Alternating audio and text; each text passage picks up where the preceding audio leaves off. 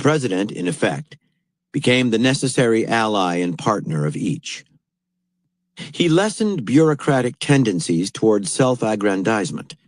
He curbed any attempt to gang up on him.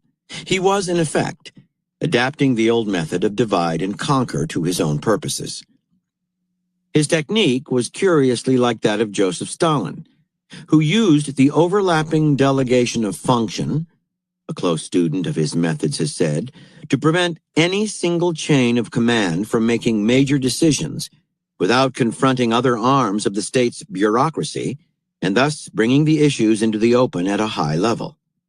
Roosevelt, like Stalin, was a political administrator in the sense that his first concern was power, albeit for very different ends. From the Book of Matthew. Do not think that I have come to bring peace on earth. I have not come to bring peace, but a sword. For I have come to set a man against his father, and a daughter against her mother, and a daughter-in-law against her mother-in-law, and a man's foes will be those of his own household.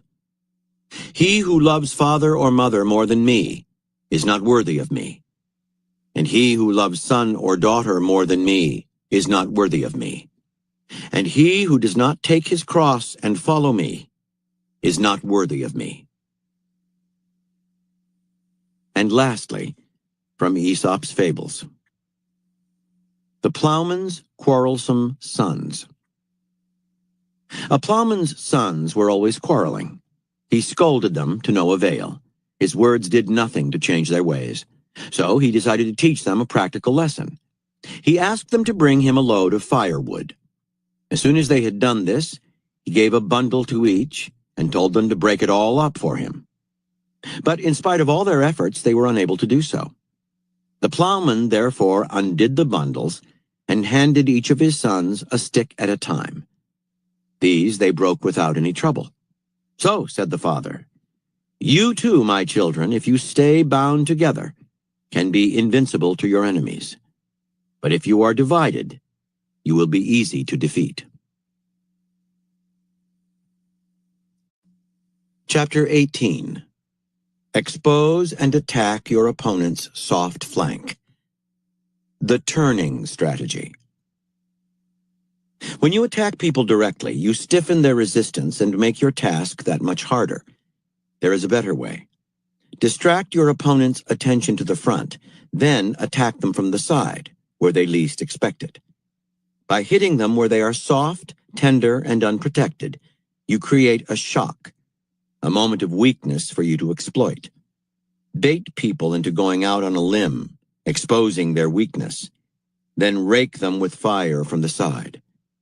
The only way to get stubborn opponents to move is to approach them indirectly. Turning the flank. In 1793, Louis XIV and his wife, Marie Antoinette, the King and Queen of France, were beheaded by order of the new government put in place after the French Revolution. Marie Antoinette was the daughter of Maria Theresa, the Empress of Austria, and as a result of her death, the Austrians became determined enemies of France. Early in 1796, they prepared to invade the country from northern Italy, which at the time was an Austrian possession. In April of that year, the 26-year-old Napoleon Bonaparte was given command of the French army in Italy and charged with a simple mission: to prevent these Austrian armies from entering France. Under Napoleon, for the first time since the Revolution, not only were the French able to hold a defensive position, but they successfully went on the offensive, pushing the Austrians steadily east. Shocking as it was to lose to the Revolutionary Army, it was downright humiliating to be defeated by an unknown general on his first campaign. For 6 months, the Austrians sent armies to defeat Napoleon, but he forced each one to retreat into the fortress of Mantua, until finally this stronghold was crammed with Austrian soldiers. Leaving a force at Mantua to pin down the Austrians, Napoleon established his base to the north, in the pivotal city of Verona. If the Austrians were to win the war, they would somehow have to push him out of Verona and free up the starving soldiers trapped in Mantua. And they were running out of time. In October 1796, Baron Joseph Dal Vinci was given command of some 50,000 Austrian soldiers and the urgent mission of expelling the French from Verona. An experienced commander and clever strategist, Dal Vinci studied Napoleon's Italian campaign carefully and came to respect his enemy. To defeat this brilliant young general, the Austrians would have to be more flexible. And Dal Vinci thought he had the solution. He would divide his army into two columns, one under himself, the other under the Russian general Paul Davidovich. The columns would separately march south, converging at Verona. At the same time, Dal Vinci would launch a campaign of deception to make Napoleon think that Davidovich's army was small. It was in fact 18,000 men strong, merely a holding force to protect the Austrian lines of communication. If Napoleon underestimated Davidovich, the Russian general would face less opposition and his way to Verona would be smooth. Dal Vinci's plan was to trap Napoleon between the jaws of these two armies. The Austrians entered northern Italy in early November. To Dal Vinci's delight, Napoleon seemed to have fallen for their trick. He sent a relatively light force against Davidovich, who promptly gave the French in Italy their first real defeat and began his advance toward Verona. Meanwhile, Dal Vinci himself advanced all the way to a point not far from Verona and was poised to fall on the city from the east. As he pored over his maps, Dal Vinci took pleasure in his plan. If Napoleon sent more men to stop Davidovich, he would weaken Verona against Dal Vinci. If he tried to block Dal Vinci's entrance from the east, he would weaken Verona against Davidovich. If he sought reinforcements from his troops at Mantua, he would free up the 20,000 Austrian soldiers trapped there, and they would gobble him up from the south. Dal Vinci also knew that Napoleon's men were exhausted and hungry. Having fought for 6 months without rest, they were at a breaking point. Not even a young genius like Napoleon could escape this trap. A few days later, Dal Vinci advanced to the village of Caldiero at Verona's doorstep. There he inflicted another defeat on the French troops sent to stop him. After a string of victories, Napoleon had now lost 2 battles in a row. The pendulum had swung against him. As Dal Vinci prepared for his final pounce on Verona, he received confusing news. Against all prediction, Napoleon had in fact divided his army in Verona, but instead of sending parts of it against either Dal Vinci or Davidovich, he had marched a sizable force somewhere to the southeast. The next day, this army appeared outside the town of Arcola. If the French crossed the river to Arcola and advanced a few miles north, they would directly cross Dal Vinci's line of communications and of retreat, and they would be able to seize his supply depots at Villanova. Having this large French army to his rear was more than alarming. Dal Vinci was forced to forget about Verona for the moment and hastily marched east. He had retreated in the nick of time and was able to halt the French before they could cross the river and attack Villanova. For several days, the two armies settled into a fiercely contested battle for the bridge at Arcola. Napoleon himself led several charges and was nearly killed. A portion of the troops blocking Mantua were dispatched north to reinforce the French at Arcola, but Dal Vinci's army hunkered down, and the battle turned into a stalemate. On the 3rd day of fighting, Dal Vinci's soldiers, their lines thinned by relentless French attacks, were preparing for another battle for the bridge when they suddenly heard trumpets blaring from their southern flank. A French force had somehow crossed the river below the bridge and was marching toward the Austrian flank at Arcola. The sound of trumpets was quickly replaced by shouts and the whizzing of bullets. The sudden appearance of the French on their flank was too much for the wearied Austrians. Not waiting to see the size of the French force, they panicked and fled the scene. The French poured across the river. Dal Vinci gathered up his men as best he could and managed to lead them east to safety. But the battle for Verona was lost, and with it, the doom of Mantua was sealed. Somehow, Napoleon had managed to snatch victory from defeat. The Battle of Arcola helped forge the legend of his invincibility. Interpretation. Napoleon was no magician, and his defeat of the Austrians in Italy was deceptively simple. Facing two armies converging on him, he calculated that Dal Vinci's was the more imminent danger. The fight for Caldiero encouraged the Austrians to think that Verona would be defended through direct frontal confrontation. But Napoleon instead divided his army and sent the larger portion of it to threaten the Austrian supply depot and lines of communication and retreat. Had Del Vinci ignored the threat and advanced on Verona, he would have moved farther away from his critical base of operations and put himself in great jeopardy. Had he stayed put, Napoleon would have squeezed him between two armies. In fact, Napoleon knew Del Vinci would have to retreat. The threat was too real, and once he had done so, he would have relinquished the initiative. At Arcola, sensing that the enemy was tiring, Napoleon sent a small contingent to cross the river to the south and march on the Austrian flank, with instructions to make as much noise as possible: trumpets, shouts, gunfire. The presence of this attacking force, small though it was, would induce panic and collapse. The ruse worked. This maneuver, the manœuvre sur le derrière, Napoleon called it, would become a favorite strategy of his. Its success was based on two truths. First, generals like to place their armies in a strong frontal position, whether to make an attack or to meet one. Napoleon would often play on this tendency to face forward in battle by seeming to engage the enemy frontally. In the fog of battle, it was hard to tell that really only half of his army was deployed here, and meanwhile he would sneak the other half to the side or rear. Second, an army sensing attack from the flank is alarmed and vulnerable and must turn to face the threat. This moment of turning contains great weakness and confusion. Even an army in the stronger position, like Del Vinci's at Verona, will almost always lose cohesion and balance as it turns. Learn from the great master himself. Attacking from the front is rarely wise. The soldiers facing you will be tightly packed in, a concentration of force that will amplify their power to resist you. Go for their flank, their vulnerable side. This principle is applicable to conflicts or encounters of any scale.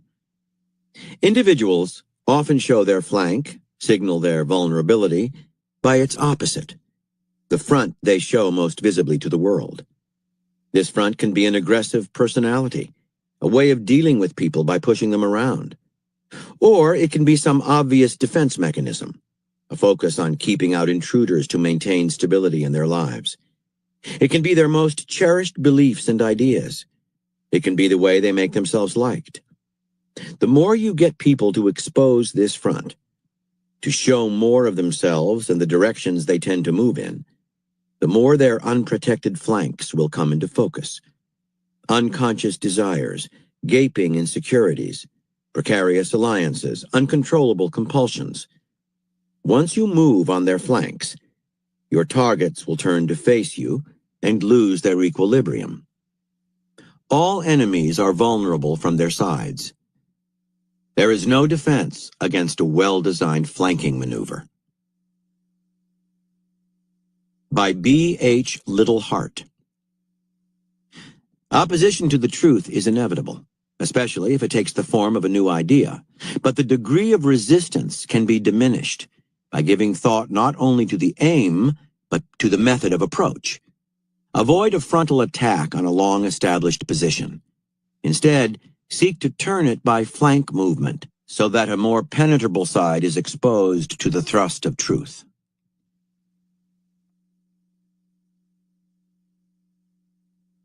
Occupying the flank. As a young man, Julius Caesar, 100 to 44 BC, was once captured by pirates. They asked for a ransom of 20 talents.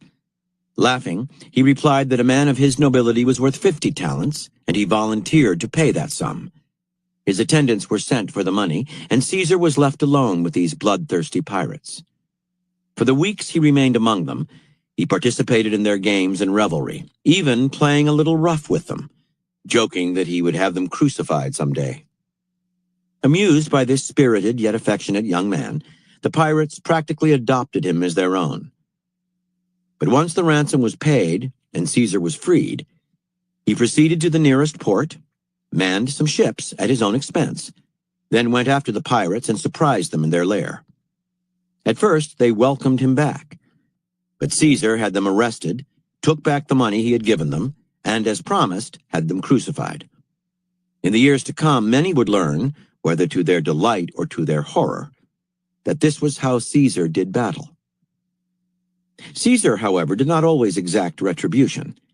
In 62 BC, during a religious ceremony in Caesar's home, a young man named Publius Clodius was caught among the female celebrants, dressed as a woman, and cavorting with Caesar's wife Pompeia.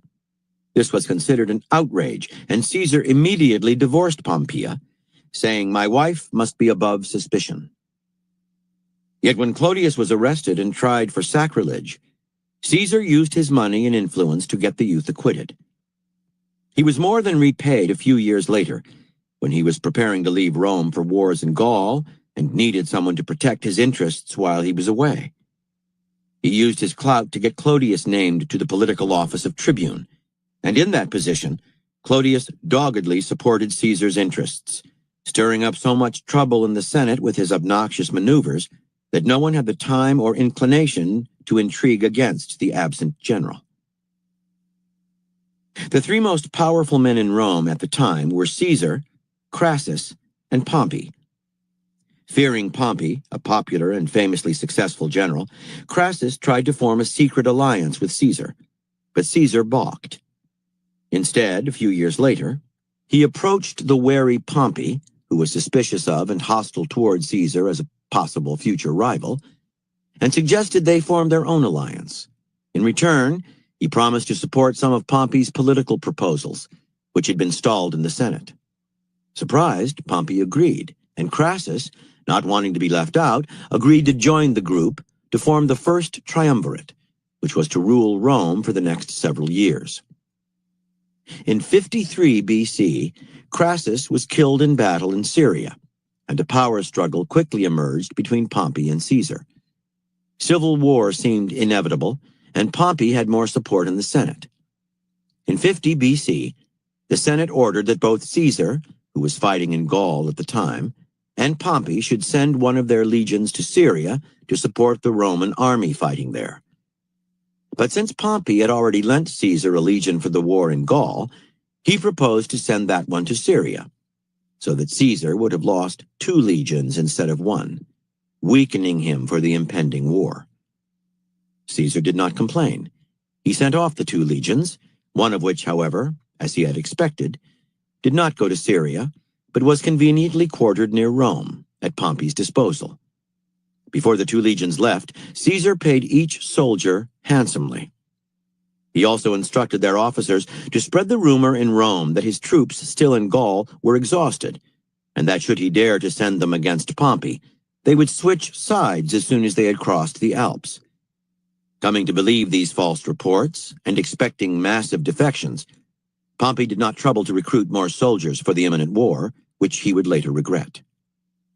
In January of 49 BC, Caesar crossed the Rubicon, the river between Gaul and Italy, a dramatic, unexpected move that initiated the civil war. Caught by surprise, Pompey fled with his legions to Greece, where he began to prepare a major operation. As Caesar marched south, many of Pompey's supporters, left behind in Rome, were terrified. Caesar had established a reputation in Gaul for brutal treatment of the enemy, leveling whole towns and killing their inhabitants. Yet when Caesar took the key town of Corfinium, capturing important senators and army officers who had fought there alongside troops loyal to Pompey, he did not punish these men. In fact, he returned to them the monies his soldiers had looted in taking the town. This remarkable act of clemency became the model for his treatment of Pompey's supporters. Instead of Caesar's men switching allegiance to Pompey, it was Pompey's who now became the most ardent followers of Caesar. As a result, Caesar's march on Rome was quick and bloodless. Next, although Pompey had established his base in Greece, Caesar decided to first attack his flank, the large army he had quartered in Spain. Over several months of campaigning, he completely outmaneuvered this force, led by Pompey's generals Afranius and Petreius, and finally cornered them. They were surrounded, the situation was hopeless, and Afranius and many of the soldiers, knowing of Caesar's gentle treatment of his enemies, sent word that they were ready to surrender. But Petreius, horrified at this betrayal, ordered that any soldier who supported Caesar be slaughtered. Then, determined to go down fighting, he led his remaining men out of the camp for battle. But Caesar refused to engage. The soldiers were unable to fight.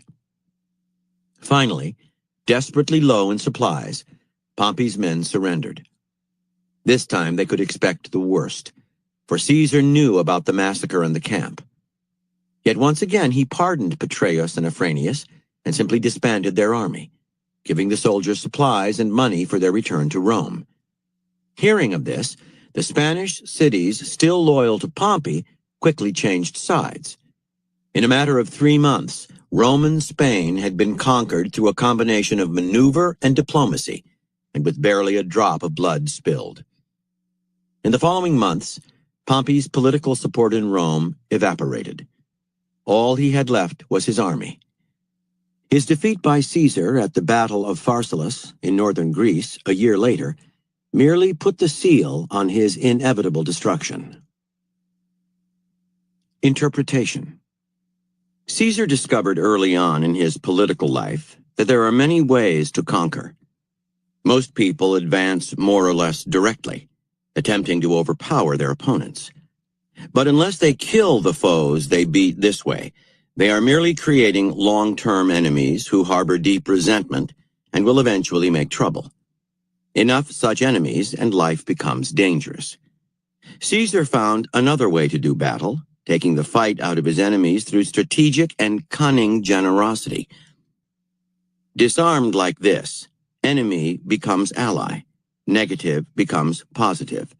Later on, if necessary, when the former foe's guard is down, you can exact retribution, as Caesar did with the pirates. Behave more gently, though, and your enemy may become your best follower. So it was with Publius Clodius, who, after disgracing Caesar's home, became the devoted agent of the general's dirty work. When the Civil War broke out, Caesar understood that it was a political phenomenon as much as a military one. In fact, what mattered most was the support of the Senate and the Romans. His acts of mercy were part of a calculated campaign to disarm his enemies and isolate Pompey. In essence, what Caesar was doing here was occupying his enemy's flank. Instead of attacking them frontally and engaging them directly in battle, he would take their side, support their causes, give them gifts, charm them with words and favors. With Caesar apparently on their side, both politically and psychologically, they had no front to fight against, nothing to oppose. In contact with Caesar, all hostility toward him melted away. This way of waging war allowed him to defeat the militarily superior Pompey. Life is full of hostility, some of it overt, some clever and underhanded. Conflict is inevitable. You will never have total peace. Instead of imagining you can avoid these clashes of will, accept them, and know that the way you deal with them will decide your success in life. What good is it to win little battles